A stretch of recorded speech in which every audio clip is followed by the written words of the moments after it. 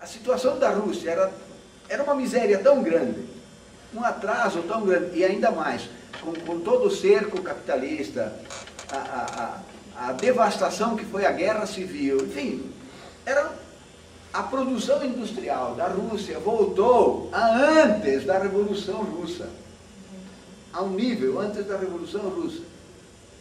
Bom, era preciso produzir riqueza em quantidade, para atender, o pessoal precisava comer. Como é que se vai produzir riqueza em grande quantidade rapidamente, a não ser pedindo para os trabalhadores apertar o cinto e meter bronca no trabalho? Ou seja, aumentando a exploração dos trabalhadores. A mais-valia que os trabalhadores produziam agora não era arrecadada pelos capitalistas, era arrecadada pelo Estado. O Estado foi montando todo um aparato burocrático, juntando a mais-valia dos trabalhadores, e agora eles sim distribuindo, mas quem é que vai distribuir? A burocracia estatal. Veja, de novo, se chega numa situação em que, em vez de destruir o Estado, se constrói um Estado poderoso, fortíssimo, que vai controlar a vida de todos os indivíduos. É a história trágica da União Soviética. O que não significa que não houve grandes avanços, claro. A União Soviética avançou em 50 anos o que os países capitalistas demoraram 300 anos a fazer. Mas na base do chicote. Na base de uma exploração brutal e violenta sobre a classe trabalhadora. A única maneira de produzir riqueza em grande quantidade, numa situação de precariedade e de pobreza, é intensificar a exploração. Ora, para intensificar a exploração, tem que intensificar a repressão. Os trabalhadores não vão achar bonito. Eles vão se revoltar. 1000 formas de revolta vão acontecer, precisa controlar, precisa repressão, precisa fuzilamento. Tudo o que aconteceu é compreensível, não é justificável, é compreensível. Dá para a gente compreender analisando o processo concreto. Mas o que é que eu quero retirar daí? É que, por este momento, de novo, foi atribuída ao Estado a tarefa de conduzir o processo revolucionário, que já não era nem possível, mas eles queriam que fosse. Então, de novo, se perde a centralidade do trabalho, porque a questão central seria mudar agora a forma do trabalho. Mas não é possível. Então, se atribui ao Estado a tarefa de fazer uma série de transformações sociais. O que entrou em cena? O planejamento econômico, a produção industrial para produzir riqueza, enfim, a infraestrutura de base para poder produzir riqueza rapidamente, a anulação da propriedade jurídico-política da propriedade privada. Mas vejam, a eliminação da propriedade privada foi no âmbito jurídico-político. A eliminação da propriedade privada efetiva, social, só é possível na medida em que for eliminado o trabalho assalariado. Aí sim, elimina a propriedade privada. Fora disto, é conversa. Muito bem. Como foi impossível continuar a revolução efetiva, mas eles acreditavam que estavam no caminho do socialismo, então a União Soviética virou a pátria do socialismo.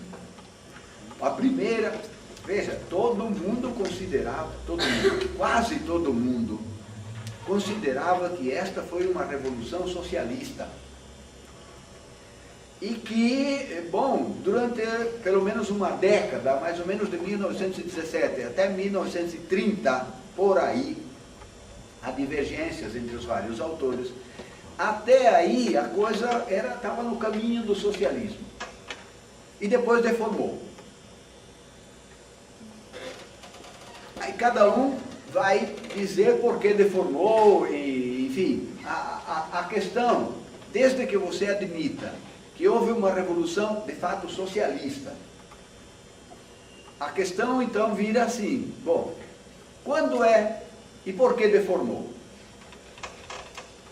O que eu estou afirmando é que não foi uma revolução socialista, foi uma tentativa que teve o primeiro momento político da revolução, mas que não pôde entrar em cena a alma essencial da revolução. Foi constituído um Estado típico, um Estado que concentrava a riqueza e a força política que, em parte, era dirigida à luta contra os outros países capitalistas e, em parte, era repressiva sobre a classe trabalhadora. Como foi considerada pela maioria dos revolucionários, dos comunistas, dos socialistas, enfim, a primeira revolução vitoriosa? Foi traçado toda uma estratégia mundial a partir da Rússia de defesa da Revolução Socialista. Veja, você tem um momento lá, depois da Revolução Socialista, depois da Guerra Civil, depois do cerco capitalista, e depois de toda aquela situação, em que a Rússia está muito fraca. E que precisa, então, desesperadamente de uma certa tranquilidade, de um pouco de paz, para desenvolver as forças produtivas. Para isso, ela não pode entrar em guerra com todos os outros capitalistas, não pode estimular a revolução mundial. Tem que meio que parar, e aos poucos foi se gerando a teoria do socialismo num país só, e a teoria da coexistência pacífica.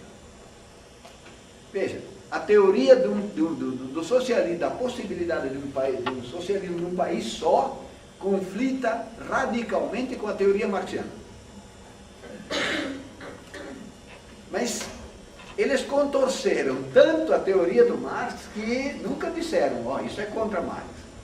Não, é uma forma diferente, uma série de argumentações que não diziam que Marx estava errado, mas faziam o contrário do que Marx dizia.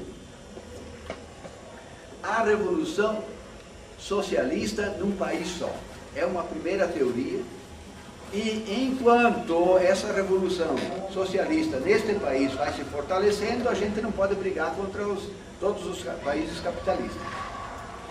A segunda, bom, se a gente não pode brigar contra eles, então vamos fazer uma espécie de coexistência pacífica. Eu respeito você, você me respeita, né? A gente briga um pouco, mas eu não estou querendo destruir você, você não me destrua. Estou caricaturando, mas foi um pouco isto. A teoria da coexistência pacífica teve repercussões trágicas. Isto significou que não se devia impulsionar o processo revolucionário para destruir o capital e destruir o Estado, até porque já se tinha construído um Estado forte na União Soviética. Então, daí para diante, veja uma primeira grande consequência. A classe trabalhadora e todo o aparato partidário, todos os partidos socialistas, comunistas, todo o aparato sindical foi organizado e orientado, de novo, no sentido de brigar com o capital e com os diversos estados burgueses, e não contra o capital e contra o Estado. De novo, foi abandonada a centralidade do trabalho e em favor da centralidade da política. Muito bem, qual é a consequência séria disso? É que a classe trabalhadora é desarmada ideológica, política e organizativamente. Na média, o que acontece? Se vai perdendo a perspectiva revolucionária, ela vai descendo cada vez mais, vai sendo deixada cada vez mais de lado a perspectiva revolucionária, e em seu lugar vai emergindo cada vez mais uma perspectiva reformista. Nas formas mais diversas. De um lado, os partidos social-democratas, socialistas, reformistas em geral. Eles vão sempre criar uma linha de tomada do Estado para, através do Estado, então, fazer uma transição para o socialismo. Aos poucos, isto vai se diluindo cada vez mais. De outro lado, pela via revolucionária, se chegou no momento da coexistência pacífica. Coexistência pacífica significava que era preciso frear a revolução onde ela pudesse apontar que aconteceria. Peguem a história depois da Segunda... Pouco antes da Segunda Guerra Mundial, a Revolução Espanhola. A Revolução Espanhola foi freada, inclusive com massacres dos comunistas ortodoxos contra os revolucionários anarquistas e outros que queriam fazer uma revolução. A Revolução Espanhola foi derrotada pelo franquismo, porque a Alemanha e a Itália apoiaram o franquismo e a União Soviética apoiou a meio caminho. Porque não interessava a Revolução Soviética deixar que a Revolução Espanhola de fato avançasse. Segundo fenômeno, durante a Segunda Guerra Mundial, os comunistas gregos chegaram a tomar o poder. Foram derrotados e massacrados pelos ingleses com a conivência do Estado. Porque também não interessava, como o mundo foi dividido em áreas de influência, a Grécia seria a área de influência dos capitalistas ocidentais. Outros países do leste europeu seriam a área de influência da União Soviética. Então o mundo foi dividido. Agora, se os revolucionários gregos que estavam no lado ocidental quiserem fazer uma revolução, não dava certo. Tiveram que ser freados e derrotados, com a anuência da Revolução da União Soviética. Terceiro episódio. No final da Segunda Guerra Mundial, durante a Segunda Guerra Mundial, a resistência italiana e a resistência francesa lideradas pelos comunistas, avançaram muito. Acontece que, de novo, França e Itália, além da Espanha, eram área atribuída ao capitalismo ocidental, à burguesia ocidental, na divisão do trabalho, que o Churchill, o Roosevelt e o Stalin fizeram em alta. O mundo foi dividido. Você manda aqui, eu mando aqui, e agora você não vem atrapalhar o meu quintal. Foi exatamente isso. Ora, como os comunistas italianos e franceses estavam avançando muito, estavam pondo em perigo esta estratégia. E foram derrotados exatamente por causa disto, com a conivência da União Soviética. Portanto, foi traçada toda uma estratégia a partir da União Soviética, que significou a perda da perspectiva revolucionária e a emergência, de novo, de uma perspectiva reformista. Os partidos comunistas continuaram a existir, o sindicalismo continuou a existir, mas continuou a brigar com o Estado e com o capital. Qual é a consequência disto? É que quando chega na crise brutal do capital, a partir de 1970 mais ou menos, a classe operária se vê desarmada, ideológica, política e organizativamente para enfrentar o seu inimigo. A classe operária foi convencida, foi educada, no sentido de que o capital não é o inimigo a ser destruído, é um inimigo a ser combatido para conquistar coisas. Bom, nas formas concretas em cada país, é isto que aconteceu. Vocês viram na Europa há algumas décadas. O Partido Comunista Italiano chegou a presidir o Estado italiano. O Partido Socialista Francês, não está no poder agora. Claro que é chamado de Partido Socialista, mas ele se chama Partido Socialista. Estou dizendo por causa disso. O Partido Socialista Espanhol não teve no poder. Então, em todos esses partidos, tomaram o poder. E tomaram o poder fazendo o quê? As tarefas que interessam à reprodução do capital. Veja a esperteza do capital.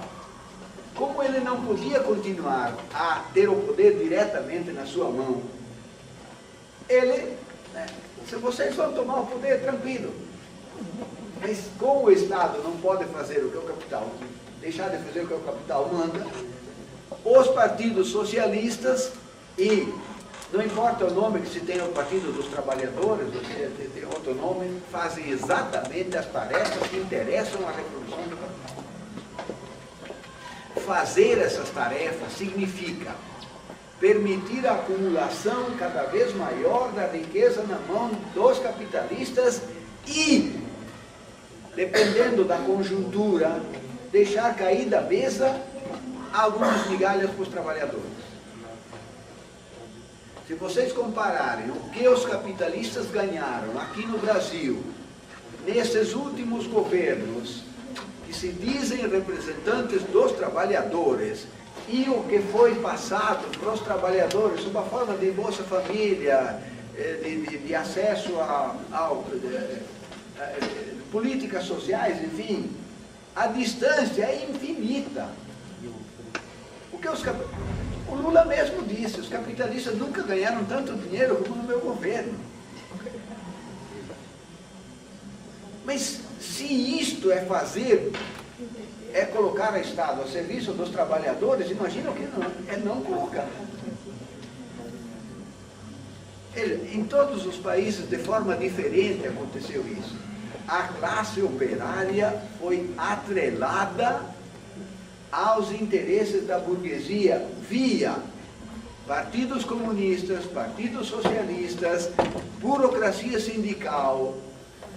Essa pelegada que se encastela nos sindicatos e nas organizações que deveriam estar nas mãos dos trabalhadores, inclusive nas universidades, esta pelegada está a serviço do capital.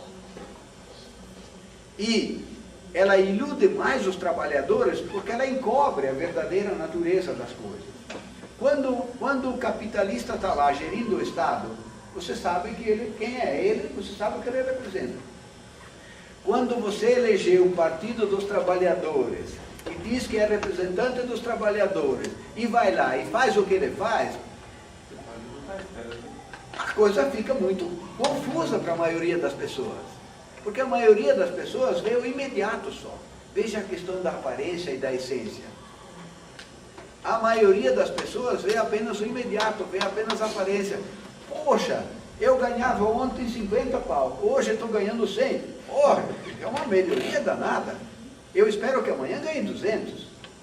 E depois eu espero que ainda ganhe mais. E aí, veja, se fabrica na cabeça da maioria das pessoas a ilusão de que você encontrou o caminho do paraíso. E que aos poucos as coisas vão melhorando sempre. Agora isso aconteceu durante um certo período, por causa da conjuntura mundial, e agora nós estamos de novo descendo. O que comprova mais uma vez que esta briga com o capital tem altos e baixos. Mas ela nunca vai resultar na resolução dos problemas dos trabalhadores.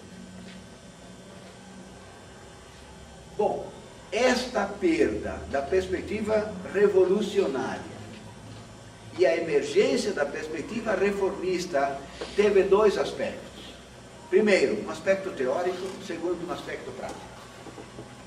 Veja, teoricamente, toda aquela formulação marxiana teve que ser reformulada. O Estado, lembra, o Estado não é mais o defensor dos interesses da burguesia. O Estado agora é ampliado. A leitura de uma determinada leitura do Gramsci e tal, deu origem a esta ficção de que agora o Estado é ampliado. É uma arena em que se disputa, e um pode ganhar e outro pode ganhar também, sabe? O Estado mudou de natureza. E a categoria do Estado foi reformulada. O que é socialismo foi reformulado. Socialismo não é mais a erradicação do capital. Socialismo é uma economia planejada. Socialismo é uma distribuição de renda maior. Bombas. No capital está claro, o problema não é de distribuição. O problema é da forma da produção. Mas, para justificar o que se estava fazendo, você tem que dizer que o problema é ir distribuindo renda cada vez mais ampliadamente. Foi reformulado o que é democracia. E isto não só pelos conservadores, não é só por um Norberto Bobbio, mas por marxistas. Muitos marxistas estão ainda hoje defendendo a ideia de que há um conflito entre capital e democracia. Que a democracia conflita radicalmente contra o capital. E que, portanto, quanto mais você ampliar a democracia, o sistema democrático, quanto mais você aperfeiçoar o sistema democrático, portanto, o sistema jurídico, portanto, direitos, portanto, políticas mais universalizantes, mais você está andando no sentido do socialismo. De novo, veja, você está reformulando todo aquele ideário marxiano, dizendo, não, veja, o Marx disse aquilo, mas aquilo valia para o século XIX. Hoje a sociedade é mais complexa, se conquistaram muito mais coisas, a gente não vai querer acabar com a democracia. Veja, quando você diz, não se deve querer acabar com a democracia e a cidadania, você está dizendo, fazendo uma comparação entre sistema democrático cidadão e sistema autoritário. Ditadura. Você opõe ditadura e democracia. E você obriga as pessoas a escolher entre essas duas coisas. Suponham que ninguém aqui, embora tenha uns idiotas lá fora pedindo a volta da ditadura militar, suponham que não tenha nenhum idiota aqui, eu chamaria de idiota, que queira a volta da ditadura militar.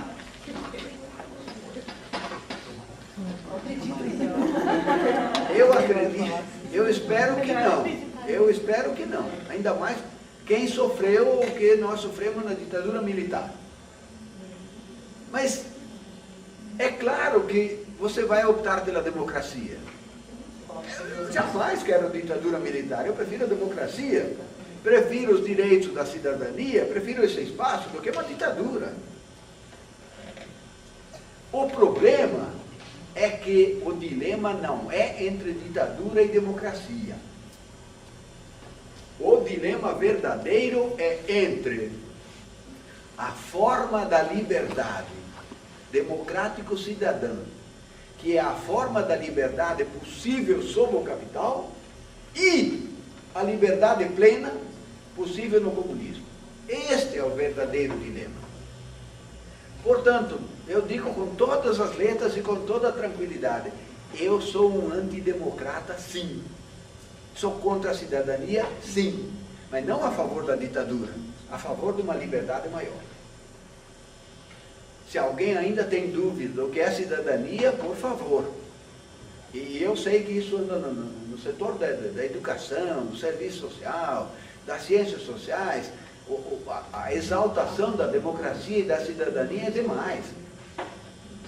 Cidadania e democracia só existem numa sociedade capitalista, uma sociedade que não pode permitir que todos sejam efetivamente iguais. Elas são expressão, veja, elas são expressão e condição de reprodução da desigualdade social. Não são o caminho da efetivação da igualdade social. Repito, são democracia e cidadania são expressão e condição de reprodução da desigualdade social. Ora, se eu sou contra a desigualdade social, eu sou contra a democracia, eu sou contra a cidadania, eu sou a favor da liberdade plena. Liberdade é fundada pela forma do trabalho. A forma da liberdade tem o seu fundamento na forma do trabalho. Não existe liberdade para os escravos por causa da forma do trabalho escravo. Não existe liberdade jurídico-política formal para os trabalhadores, claro, por causa da forma do capital. Ele precisa permitir a existência de um sistema democrático, cidadão, seja grande ou pequena essa forma, não importa. Mas esta é a forma possível da liberdade sobre o capital. A forma da liberdade mais aperfeiçoada possível tem que ter um fundamento no trabalho associado. Nesta sociedade isso é impossível. Veja, então houve um conjunto de reformulações teóricas que, sem digamos, bater contra, alguns bateram até contra Marx diretamente, outros passaram de lado, simplesmente se transformaram em reformistas, continuando, eu sou marxista, sim, mas veja, tem que entender, a situação atual é diferente, houve muitas mudanças, a situação é mais complexa, então vai aos poucos, não batendo diretamente contra Marx, mas passando de lado. Isso foi, portanto, uma reformulação teórica que, obviamente, teve reflexos na problemática do conhecimento, na problemática metodológica, na problemática científica, enfim, os reflexos foram variados em todo o processo ideativo. Por outro lado, teve uma profunda consequência prática, nesse sentido de atrelar a classe trabalhadora aos interesses da burguesia, via partidos ditos de esquerda, o que é pior. Porque quando é o partido de direita, você sabe o que ele é, mais fácil combater. Agora você tem um partido que diz que é amigo seu, e vai fazendo uma série de coisas que vão enganando você e levando atrás de uma perspectiva burguesa. Vejam a tragédia. É dentro disso que nós temos que pensar agora, sim, então, vou ser mais rápido, as nossas tarefas, quer dizer, as tarefas dos intelectuais que querem, que se propõem a contribuir para resgatar a perspectiva revolucionária. Duas tarefas fundamentais. Primeira tarefa teórica, a segunda tarefa é prática. A primeira tarefa teórica é exatamente recuperar a perspectiva teórica marxiana. É resgatar aquela concepção de mundo que Marx fundou. Ao contrário do que as pessoas dizem, veja, até burgueses hoje estão voltando a ler o Capital. Estão tão desesperados para entender que algo está acontecendo nesse mundo, nesta crise toda aqui, então eles também estão sem saber o que estão. Eles querem controlar isso, mas para entender o que está acontecendo, muita gente deles está voltando a ler o Capital. Claro que eles querem voltar a ler o Capital para entender como reproduzir o Capital. Mas isso significa que eles mesmos não conseguem, a teoria deles não consegue dar conta da lógica do Capital. Então, tudo me parece, a mim, mais claro do que nunca, que a teoria marxiana continua com toda a sua validade. Pelo menos nos seus aspectos essenciais, para mim não há nenhuma dúvida que a teoria marxiana é, de um lado, a teoria mais elevada que a humanidade produziu até hoje para compreender o mundo. Portanto, uma das grandes tarefas nossas é recuperar essa teoria. Recuperar esta teoria significa voltar a pegar do ponto de partida.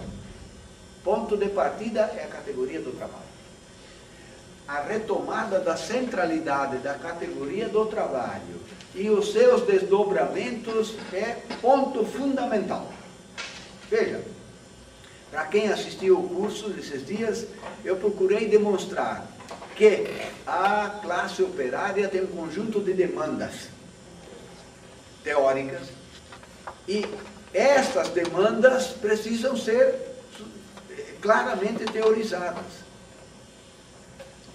para sustentar a possibilidade e a necessidade da revolução. Resgatar esta teoria, esta concepção de mundo marxiano. Esta teoria que permite fundamentar solidamente a possibilidade e a necessidade da superação radical do capitalismo é uma das coisas mais importantes hoje. Por que é mais importante? Porque ninguém se engaja numa coisa que ele não tem convicção que é possível. Se a maioria ainda está pensando que é possível humanizar o capitalismo, que é possível democratizar o capitalismo, que é possível melhorar aos poucos e gradualmente o mundo, é preciso desconstruir isso. Você quer uma tarefa mais importante, na medida em que a maioria está, de fato, pensando reformistamente. O combate ao conservadorismo, claro que é importantíssimo, sem dúvida nenhuma. Mas, além disto, é preciso combater o reformismo. Combater esta ideia de que, através de reformas cumulativas, sucessivas, progressivamente, gradualmente, se vai avançando no sentido do socialismo. É ilusão pensar que a luta pela universalização dos direitos sociais, a luta pela universalização das políticas públicas, a luta pela melhoria jurídica, pela elaboração de leis melhores, a luta pelo aperfeiçoamento do sistema democrático, isto é uma ilusão que precisa ser combatida. Mas para combater você precisa primeiro ter conhecimento certo, claro disto, e convicção. Não é um combate pessoal, não é um problema pessoal isto, é um problema teórico que você precisa ter solidez de convicções para poder entrar nessa briga. Então, esta primeira tarefa enorme, teórica, porque a briga é imensa. O predomínio do reformismo hoje é muito grande. Não, isto até na chamada esquerda. Que a direita nem isso quer. A direita é a direita e está claro o que ela quer. Agora vejam o que aconteceu na Grécia. Um partido que se dizia socialista fez o que fez. O que é que ele fez? Aceitar condições de exploração, de intensificação das classes trabalhadoras, diminuir as aposentadorias, diminuir salário, aumentar o desemprego, vender um bocado de ilhas, vender portos e aeroportos. Aqui se faz isso sob concessão, lá foi venda mesmo.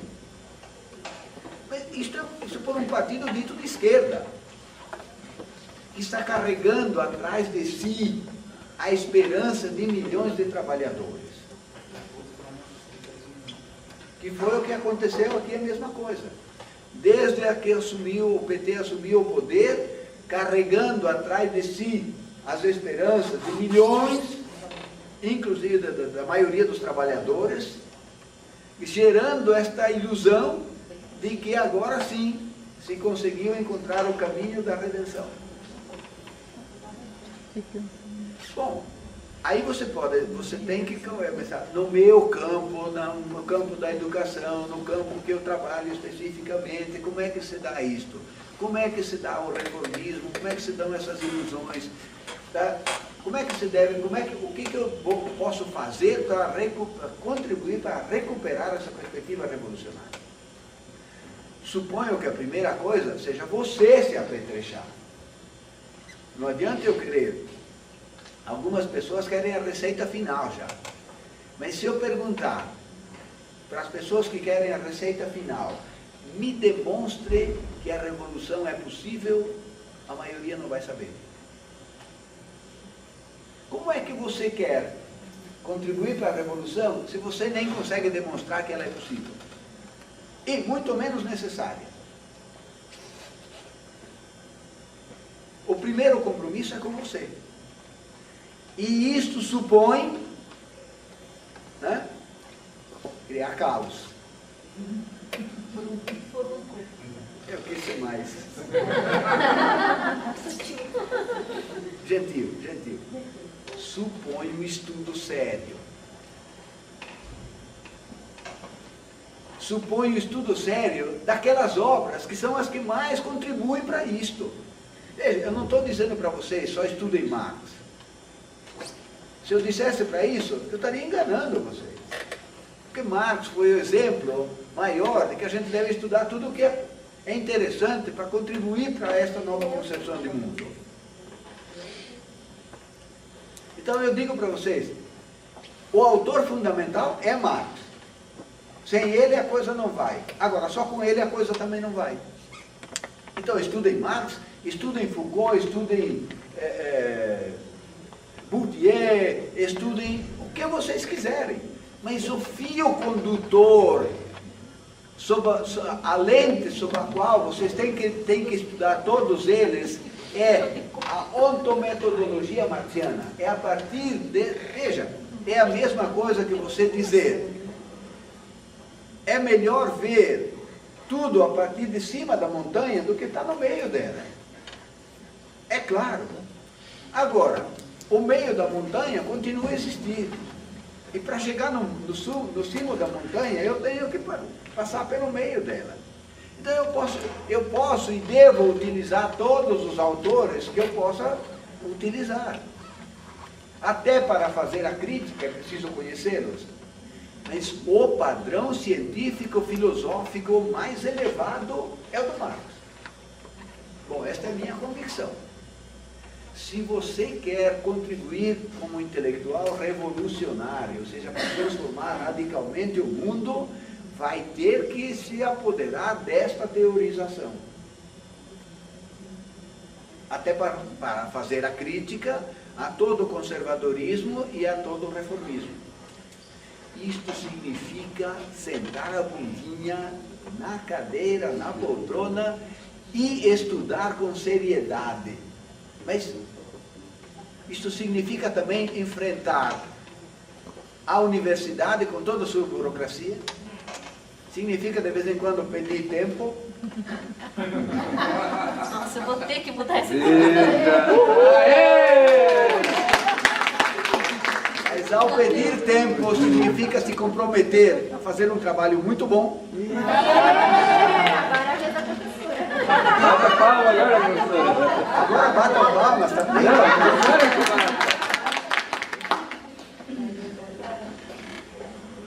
Porque não basta a gente querer. É preciso fazer ações concretas que suportem aquilo que a gente quer.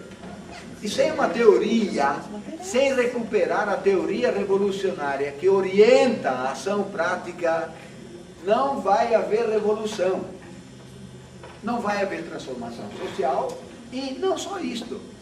A humanidade vai sendo barbarizada cada vez mais.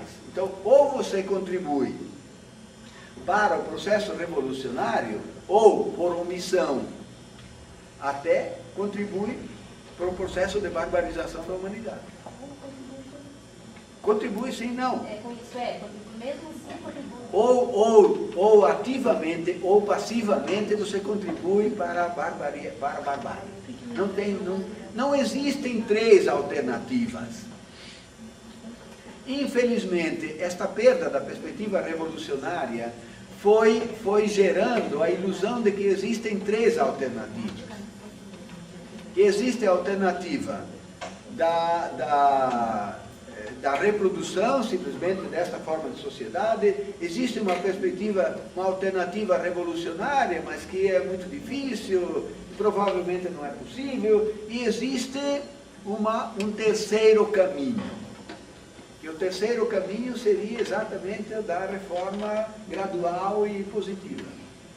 Não existem três, existem só dois. A célebre formulação do Messaros: socialismo ou barbárie? Escolham. De que lado vocês estão? Não tem três. Quem não quiser se comprometer com o socialismo, ou por omissão, ou por ação, vai se comprometer com o barbárie. Não tem a ilusão. A classe média vive muito iludida. Como a classe média não está numa situação muito desgraçada, como de miséria, de passar, realmente, então ela fica com essa ilusão. Lembre-se sempre, nós, classe média, vivemos às custas da mais-valia extraída da classe operária. Não somos nós que geramos esta mais-valia. É a classe operária. Parte é passada para nós. O mínimo que nós, tendo consciência disso, podemos fazer é contribuir para que a classe operária, né, volte a retomar o seu processo revolucionário. Então, já que vivemos, eles nos sustentam, tenhamos a decência de, né, retribuir com aquilo que podemos fazer. Aquilo que podemos fazer é estudar seriamente as obras fundamentais do Marx, do Engels, de outros grandes revolucionários, do Lenin, do Trotsky, conhecer o processo. Veja, naquele texto meu, Atividades Educativas Emancipadoras, vocês encontrarão lá uma série de indicações do que também devemos fazer no âmbito da educação. Não se iludam que vocês vão contribuir para construir uma educação emancipadora. Isto não existe. O que nós podemos fazer é este tipo de atividade. Mas isto é contra a universidade, contra o Estado, contra o capital, contra tudo e contra todos. Isto nós podemos fazer. Agora, uma educação geral emancipadora não dá.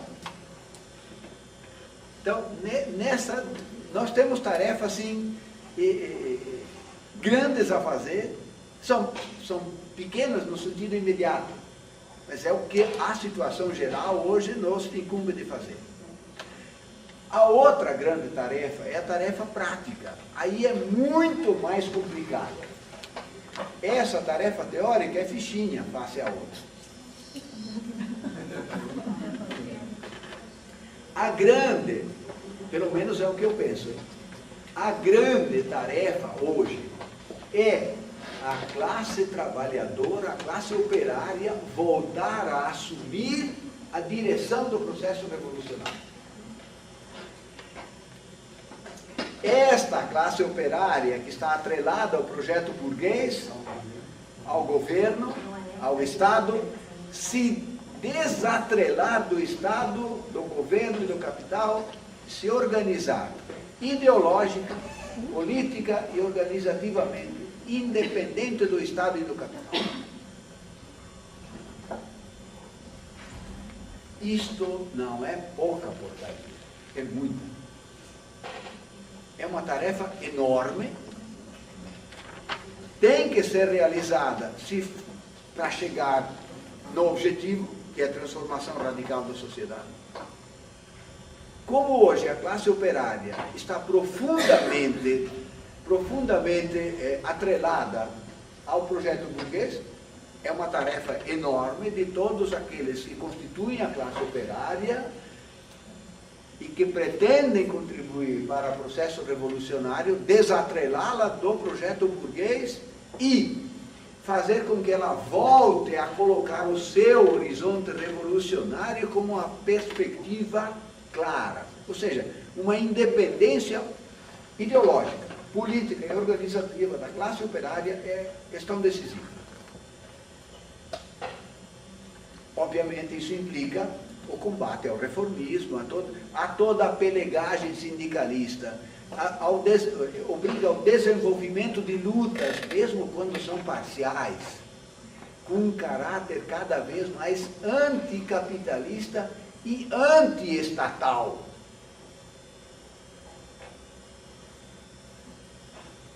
Não é claro que a luta com o Estado e com o capital tem que continuar. Você luta para conseguir um salário melhor, perfeito, é justo. Mas não creia que a ilusão, não caia na ilusão de que hoje você ganha 50, amanhã ganha 100, depois ganha 200 e depois ganha 400. Esta ilusão tem que ser... O que você tem que lutar não é para melhorar de salário simplesmente, é para acabar com o salário. Não é para ter um Estado melhor, tem que lutar para acabar com o Estado. Bom, o sujeito fundamental deste processo é a classe operária. Vamos fazer a nossa tarefa, o que é possível? Topam? Então, agora a tarefa é com vocês. Muito obrigado.